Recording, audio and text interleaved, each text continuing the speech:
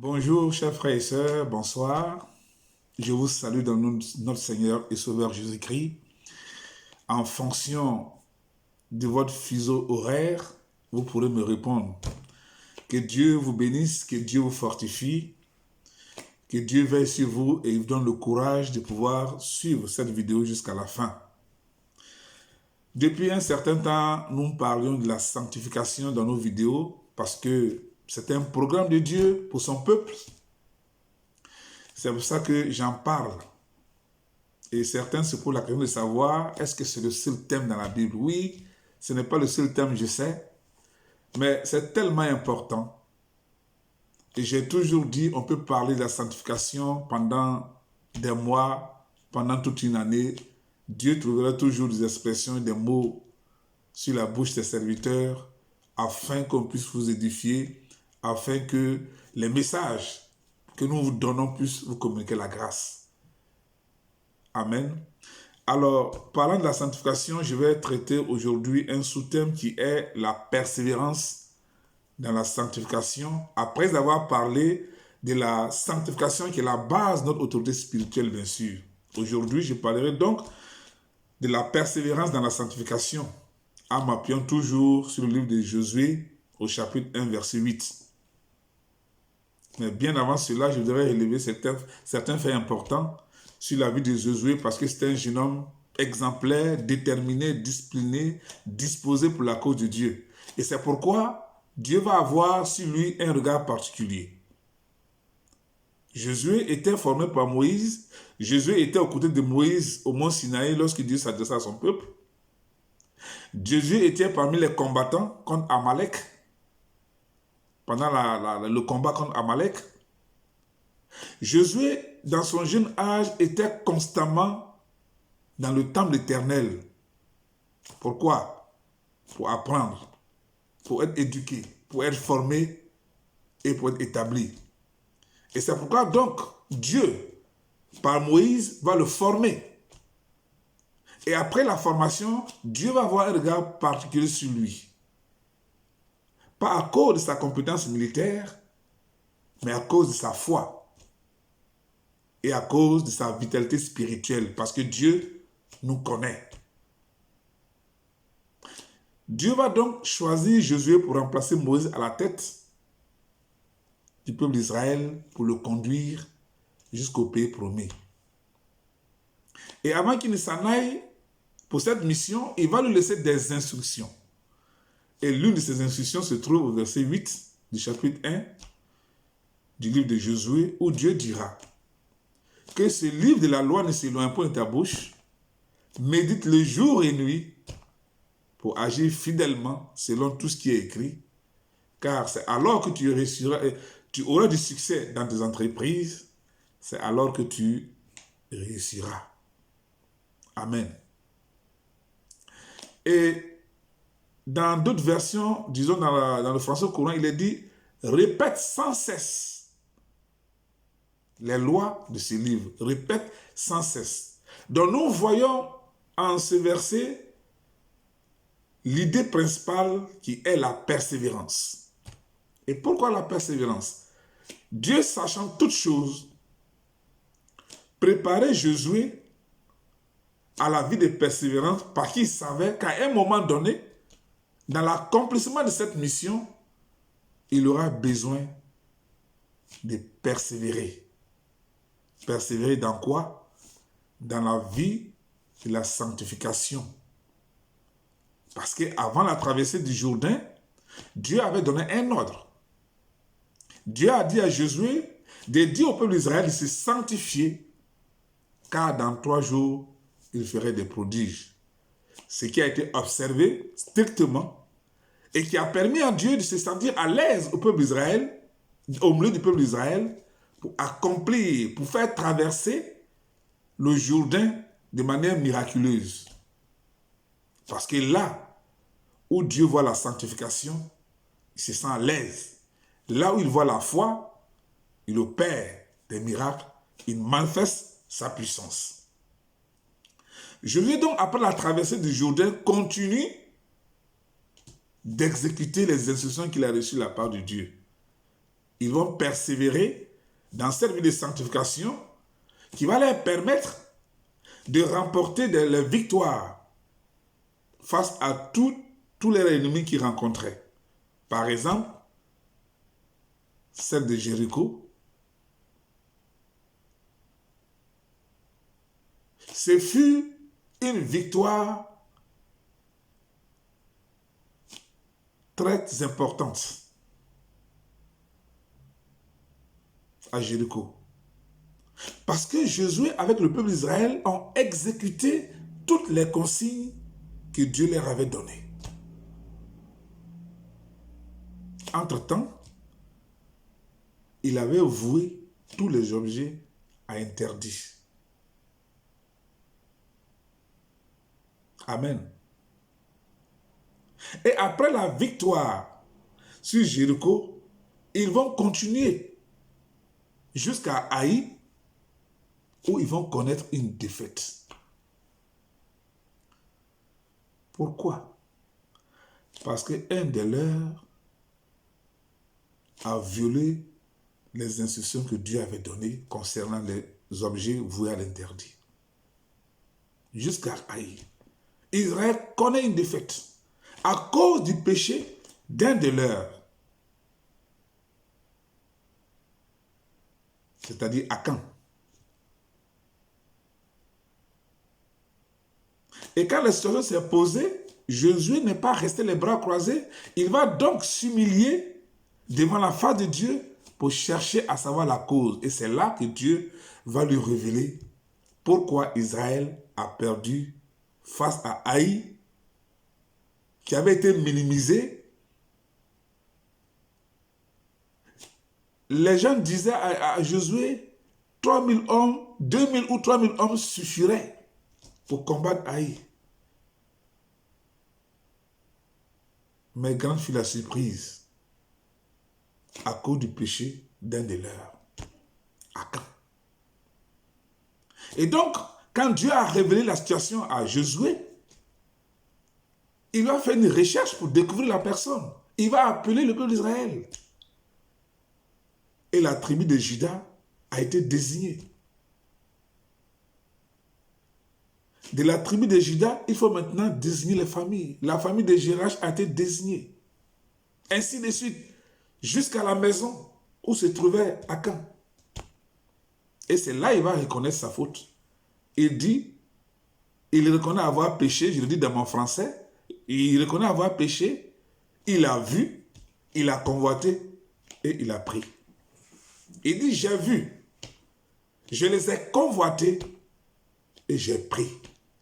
Frères et sœurs, voilà à quoi la convoitise ou le péché en général peut nous amener si nous ne sommes pas persévérants dans notre vie de sanctification. Il n'y a que le péché qui peut mettre en cause ta vie de sanctification, ta vie de sainteté, ta vie de pureté.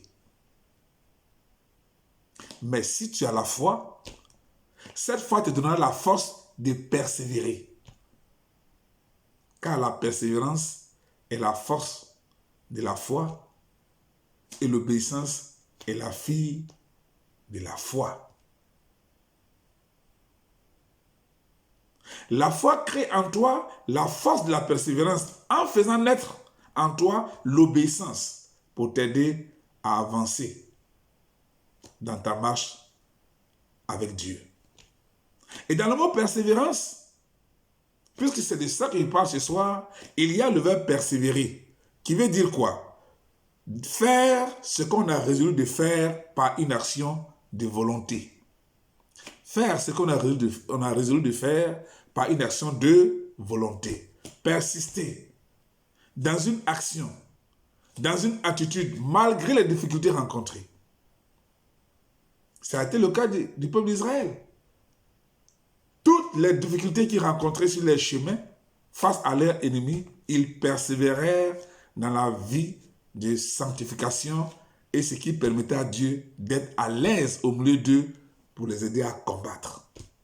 Ils allaient donc de victoire en victoire pendant qu'ils persévéraient dans cette vie de sanctification. Persister dans une action, dans une attitude malgré les difficultés. Ne pas renoncer à ce qu'on a résolu de faire. Si donc, toi et moi avons résolu de marcher avec Dieu dans la sanctification, il faut donc que nous persévérons. Et donc, des gens vont poser la question de savoir persévérer dans quoi? Dieu a dit à Josué que ce livre de la loi ne s'éloigne pas de ta bouche, médite-le jour et nuit. Répète-le sans cesse dans d'autres versions. Donc, le premier élément dans lequel nous devons persévérer, c'est dans la méditation de la parole de Dieu. Comme Dieu lui-même l'a signifié à Josué. Médite le jour et nuit. Parce que c'est au travers de la méditation que Dieu nous donne des instructions. C'est au travers de la méditation que Dieu nous parle. Dieu nous montre le chemin sur lequel nous devons marcher. Dieu nous montre la voie sur laquelle nous devons marcher afin de lui plaire. Et c'est pourquoi il dirait dans le livre des Psaumes, je t'instruirai et te montrerai la voie à suivre. Je te conseillerai et j'aurai mes regards sur toi. Dieu nous conseille au travers des Écritures. Donc c'est dans la méditation aussi qu'il nous conseille. Amen. Le deuxième élément sur lequel nous devons persévérer, c'est la prière. Pourquoi la prière? Parce que la prière nous permet d'échanger avec notre Dieu. La prière nous permet de communiquer avec Dieu. Imaginez une vie, une relation sans la communication, mais c'est une relation morte. Donc si nous devons maintenir notre relation de manière permanente avec Dieu, il nous faut persévérer dans la prière. Une vie chrétienne sans la prière, elle est morte. Elle n'a pas de vie. Parce que c'est par la prière que nous exprimons à Dieu. Nous soumettons nos projets à Dieu. Donc il nous faut persévérer dans la prière. Et le troisième élément, il faut persévérer dans l'exécution des instructions que Dieu nous donne. C'est cela qui démontre notre obéissance à notre Dieu. C'est cela qui démontre notre humilité. C'est cela qui démontre notre respect à Dieu en tant que notre Père. Exécuter les instructions qu'il nous donne. Nous devons nous tenir toujours dans la prière de Dieu afin de pouvoir obéir à sa parole, exécuter tout ce qu'il nous recommande. C'est ainsi nous pourrons réussir dans nos entreprises. Si nous n'exécutons pas les instructions que Dieu nous donne, ça veut dire que nous n'obéissons pas. Et si nous n'obéissons pas, où allons-nous? Il faut persévérer, sans toutefois permettre au péché, quelle que soit sa nature, quelle que soit son origine, de nous freiner dans notre persévérance. Parce que c'est la persévérance qui nous soutient et qui nous donne la force d'entretenir la flamme de la vie de sanctification. La persévérance est la force que nous communique notre foi. Et c'est celle-là, cette persévérance, qui nous donne la force d'entretenir la flamme de notre vie de sanctification. C'est pourquoi il ne faudra pas permettre à la chair de t'oppresser par ses passions au point de t'amener à avoir une vie chrétienne en dents de scie. Aujourd'hui, tu es en haut, demain, tu es en bas. Aujourd'hui, tu tombes, tu te relèves, demain, tu te repens, ainsi de suite. Et après, nous allons accuser des gens qui sont innocents. Oui, parce que mon père a fait ceci, parce que ma mère a fait cela, parce que mes aïeux ont tissé des liens ancestraux, et c'est ça qui me bloque. Mon frère, ma soeur, laisse-moi te dire une chose. Si dans ta vie chrétienne, rien ne va, Si tu vois que tu es en train de faire des surplaces, s'il y a quelque chose qui te tire en arrière, dont tu ne sais pas l'origine, aujourd'hui, je te dis, n'accuse personne d'autre. Essaie de te mirer dans la parole de Dieu pour voir quel est le problème réel qui mine ta vie. N'accuse pas tes grands-parents, n'accuse pas tes parents parce qu'ils ont eu à tisser des liens. La Bible est claire là-dessus. L'âme qui pêche, c'est celle qui mourra. Le père ne portera pas le péché du fils, ni le fils le péché du père.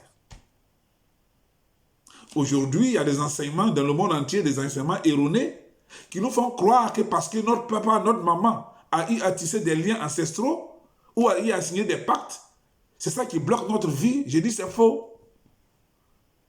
Si vous marchez dans une vie de sanctification et dans la persévérance, il n'y a pas de raison que les liens ancestraux de tes parents bloquent ta vie.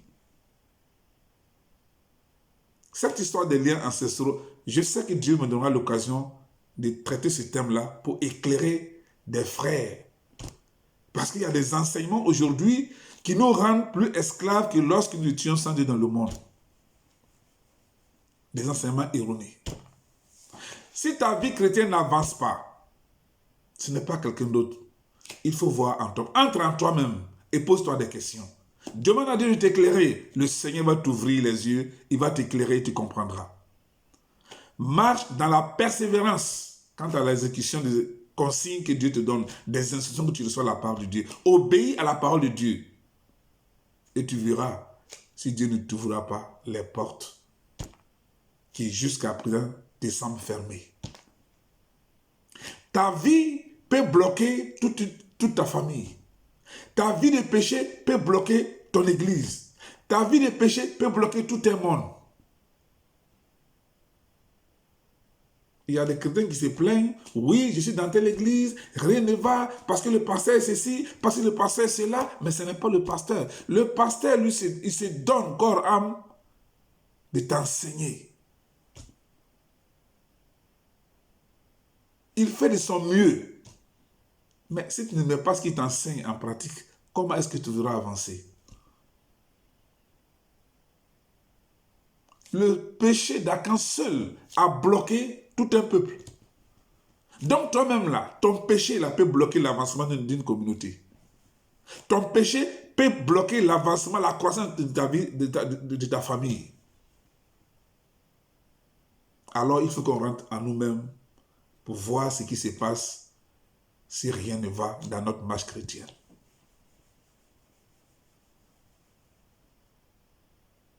J'aurai le temps de développer ce thème-là pour ouvrir les yeux à certains frères et certaines sœurs qui actuellement sont aveuglés par des enseignements bidons, erronés, qui accusent les parents, les liens ancestraux. Dans une de mes vidéos, je vous ai parlé du roi Akaz et de son fils Ézéchias. Si c'était le cas, Akaz, après sa mort, après ses bêtises, après avoir fermé le temple de l'Éternel à Jérusalem, à tel point qu'on n'adorait pas, on ne pouvait pas adorer Dieu en son temps. Il a fait des bêtises, à tel point quand il était mort, on n'a pas eu le temps de l'enterrer dans une sépulture royale. Mais quand son fils Ézéchias, devant qui toutes ces choses se passaient, parce qu'il était grand, quand il est venu sur le trône, lui, il a dit quoi? Il a dit, j'ai l'intention de faire alliance avec Dieu.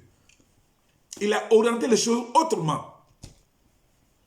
Quand vous lisez le chapitre 29, 30, 31 des 2 Chroniques, vous allez voir qu'il fut cité parmi les meilleurs rois. Il n'a pas suivi ce que son père a fait. Dieu n'a pas tenu compte du comportement de son père pour le punir. Dieu a réalisé, Dieu a regardé ce que lui a pris comme décision. Et c'est en fonction de ça, Dieu a marché avec lui. Sa première réaction quand il est monté sur le trône, il dit, j'ai l'intention de faire alliance avec Dieu. Il a demandé aux sacrificateurs de se sanctifier, eux d'abord, de sanctifier le peuple et de sanctifier le temple. Il a réparé les portes du temple, il a ouvert le temple, il a permis l'adoration de Dieu à Jérusalem. Lisez, vous allez voir. 29, 30, 31, les 2 Chroniques. Le fils ne portera pas les conséquences du péché de son père. Le père non plus ne portera les conséquences du péché de son fils. Si dans ta marche chrétienne rien ne va, tout dépend de toi. Aujourd'hui donc, nous parlons de la persévérance. Et c'est pourquoi je dis, ne permettez pas au péché, quelle que soit sa nature, de vous oppresser par ses passions. Si tu connais des défaites dans ta vie, ce n'est pas quelqu'un, c'est toi-même. Si tu as résolu de marcher avec Christ dans ta vie, de sanctification, et que tu y persévères, je ne pense pas que le péché de tes parents puisse te bloquer. Amen. Vous savez, si les péchés de nos parents peuvent nous bloquer, c'est comme si la mort de Christ est vaine. Parce que quand Dieu nous sanctifie, quand nous acceptons Jésus dans notre vie et que Dieu nous sanctifie de manière instantanée, il nous libère de tout joug. Il nous libère de ses liens ancestraux. Il nous met sur un chemin de liberté. C'est pourquoi la parole dit, vous connaîtrez la vérité et la vérité vous affranchira.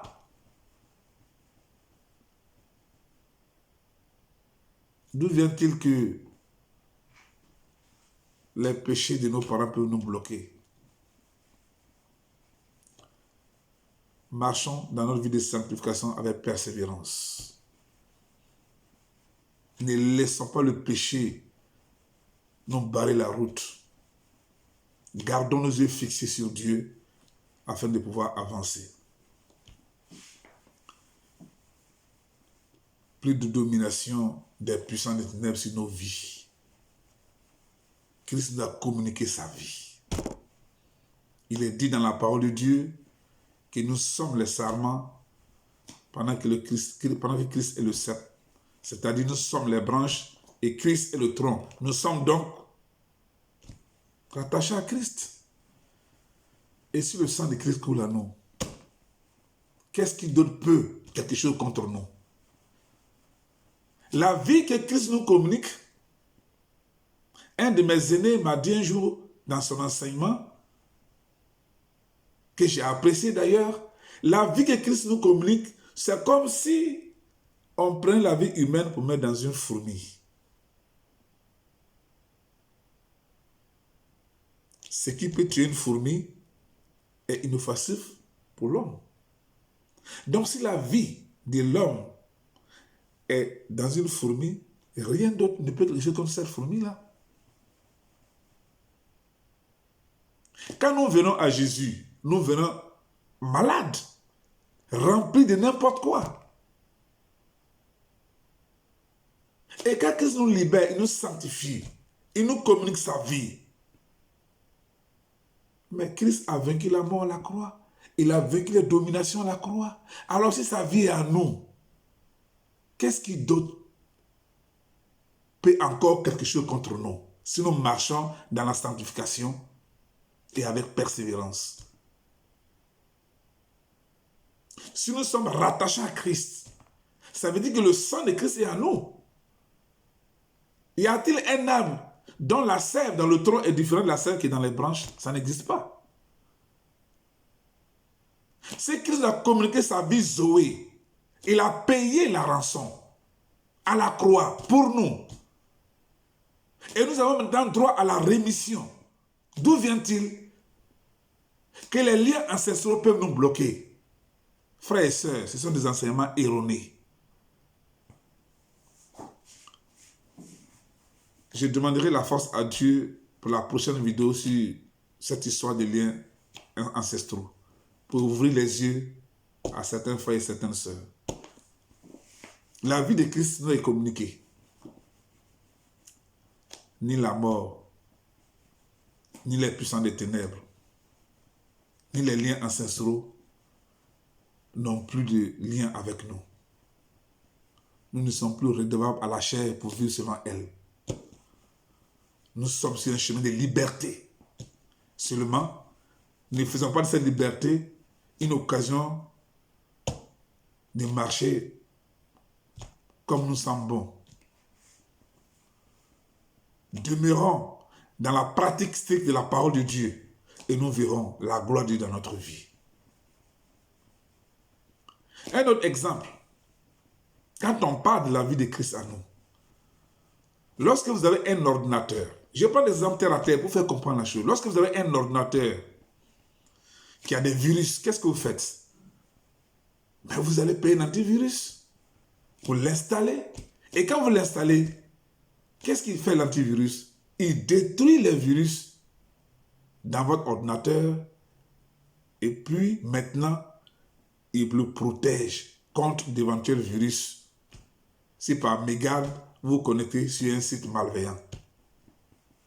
C'est comme ça la vie de Christ en nous. Nous venons auprès de Christ étant malades. Une fois que nous l'acceptons dans notre cœur, nous décidons de marcher avec lui. Sa vie nous est communiquée. Tout ce qui est à nous, il le détruit, il nous renouvelle, il nous sanctifie, il nous purifie et désormais, il nous maintient face à toute éventualité qui pourrait être une menace pour nous. Ô mort, où est ta victoire? Ô mort, où est ton aiguillon? La mort n'a plus de victoire sur nous parce que la vie de Christ est en nous. Les liens ancestraux n'ont pas de victoire sur nous. Les démons n'ont pas d'autorité sur nous si nous marchons dans la sanctification et avec persévérance. Frères et sœurs, si nous avons résolu de marcher dans la persévérance, dans la sanctification, alors il faut que nous y persévérons afin de voir la gloire de Dieu dans notre vie. Tant que nous serons dans la présence de Dieu, aucune domination, quelle que soit son origine, ne peut nous freiner. Demeurons en permanence dans la présence de Dieu pour apprendre, pour être formés, pour être enseignés, pour être éduqués. Parce que Dieu a besoin de nous pour avancer dans ce monde afin que son œuvre puisse aller loin pour que des vies soient sauvées. La Bible dit que Jésus, dans son jeune âge, était constamment dans le temple éternel où il apprenait, où on le formait, où on l'enseignait afin d'établir ce que Dieu a fait. J'ai dit que Dieu n'a pas tenu compte de ses compétences militaires, quand bien même il était un bon soldat. Mais Dieu a regardé sa foi et sa vitalité spirituelle. C'est pour ça qu'il a saisi pour remplacer Moïse. Dieu voudra vous saisir pour des missions dans ce monde. Dieu voudra vous utiliser. Disposez-vous par votre vie de sanctification dans la persévérance, par l'observation stricte des instructions qu'il vous donne. Persévérez dans la méditation de sa parole. Persévérez dans la prière. Persévérez dans l'exécution de ses instructions. Il y a des choses, 3 choses qu'un vrai disciple, un vrai enfant de Dieu doit faire dans la journée. Le matin, c'est un additif. Le matin, il doit parler à son Dieu. C'est-à-dire, il doit prier pour commencer sa journée. En cours de journée, il doit laisser son Dieu lui parler. C'est-à-dire, il doit méditer. Et il doit parler de Dieu aux autres. Il doit évangéliser. Ça, c'est l'action d'un vrai disciple. Frères et sœurs, aujourd'hui, j'ai dit que je ne ferai pas plus de 30 minutes. C'est pourquoi je vais être bref. Seulement, suivez ce que je vous ai dit, car c'est par l'esprit que je vous ai parlé.